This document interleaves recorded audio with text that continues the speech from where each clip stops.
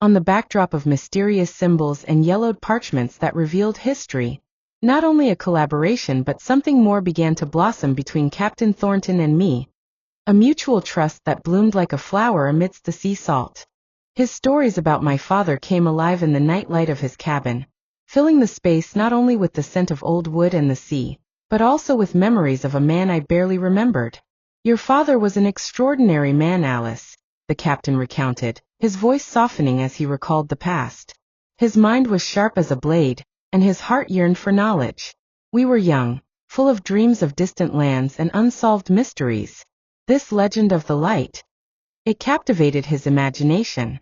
He believed it wasn't just a treasure, but something far more important, a key to understanding the world." He shared stories of their first joint searches, of adventures bordering on danger, and of their unwavering belief that they would find the answer. His words painted a picture of my father not just as a scholar lost in books, but as a brave explorer whose spirit yearned for the unknown. Listening to him, I felt pride and at the same time a deep regret that I had not known him in that way. I, for my part, shared my thoughts with the captain, my conjectures about the symbols on the map, often using knowledge gleaned from old books that once seemed to me merely an escape from a dull life. He listened attentively, not surprised by my knowledge, but rather encouraging my curiosity. In his eyes I saw not contempt or doubt, but respect for my mind, for my ability to see what might have gone unnoticed by others. During these nightly vigils, I felt myself changing. The fear that once bound me gradually receded, giving way to confidence. I was no longer the timid girl who hid in Aunt Elspeth's shadow. Every riddle solved, every new detail we uncovered together on the map, strengthened my faith in my own abilities. I understood that the emotional resilience I had developed in solitude was now becoming my support in this dangerous journey. A special thread of understanding emerged between us. A silent agreement of two souls united by a common goal and memories of a man who was a friend to one and a father to the other. And in this fragile alliance, amidst the boundless sea and dangerous mysteries, I felt truly strong and needed for the first time. The shadow of suspicion, my newfound confidence, which had blossomed so brightly in our secret nocturnal conversations, became my curse in the light of day. Lady Isabella, whose gaze was sharper than any blade, immediately noticed the changes. I no longer lowered my eyes when she spoke, and my answers became firmer, not as timid as before. She could not ignore this metamorphosis, which so clearly contradicted her perception of a docile maid. One morning, as I brought her breakfast, she suddenly asked, "Alice, you have become very independent. Have you found new friends?"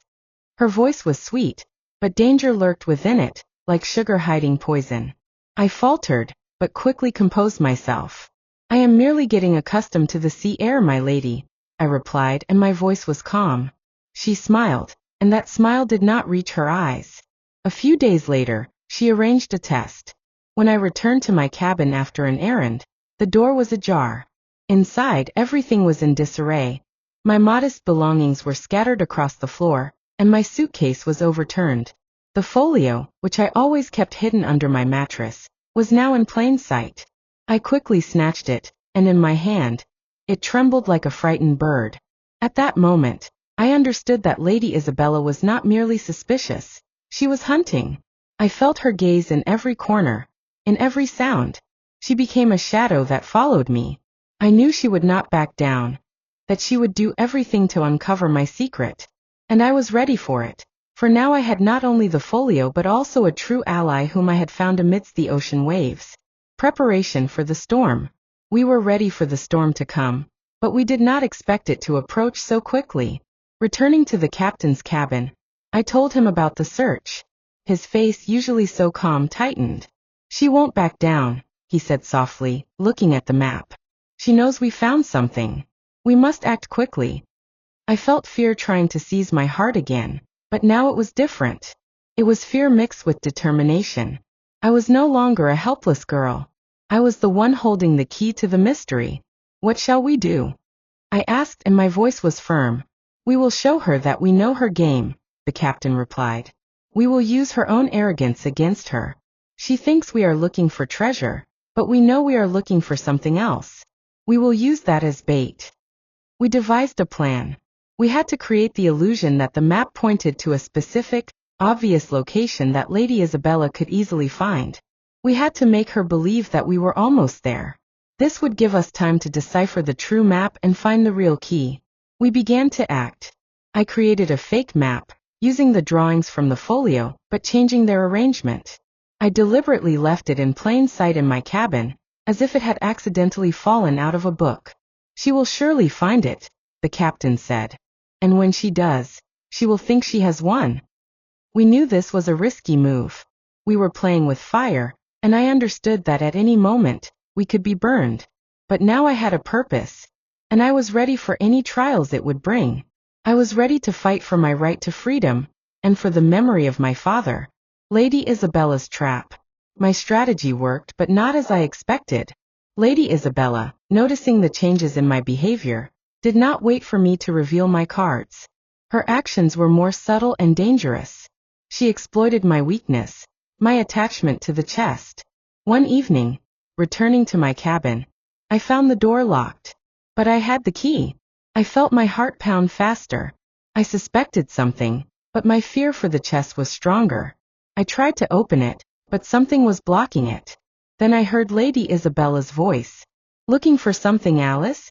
she asked, her voice cold as ice. "Did you think I wouldn't notice you were hiding something?"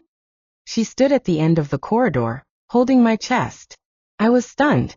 She had stolen it. "Give it back to me," I said, my voice trembling, but I tried to remain calm. "This chest belongs to me," she replied, her eyes gleaming with triumph. "And what's inside it also belongs to me." At that moment, Captain Thornton appeared. His face was tense. "What's going on here, my lady?" he asked, his voice calm but with a hint of power. "This girl," she said, pointing at me, "thinks she can deceive me. But I'm not that foolish.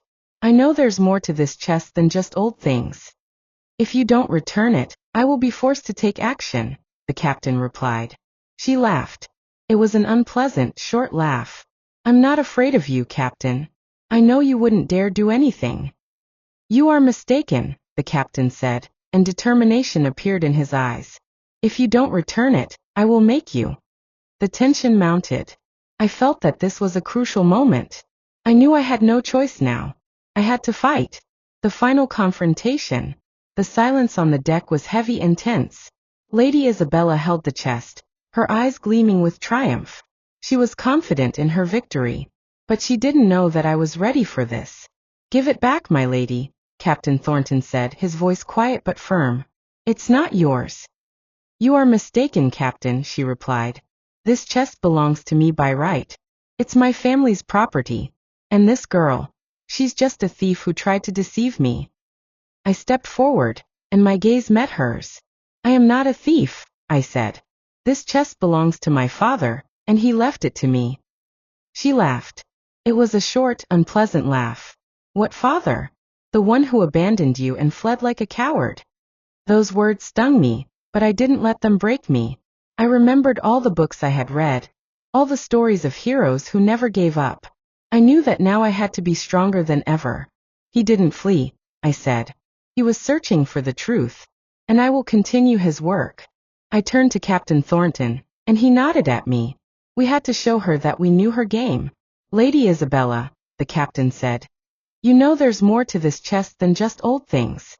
You know there's a key to something incredible inside." Her face paled. She understood that we knew about her conspiracy. "I don't know what you're talking about," she replied, but her voice trembled. "You do know," the captain said. "And you know that we know." Lady Isabella threw the chest onto the floor, and it opened. Old books and parchments spilled out.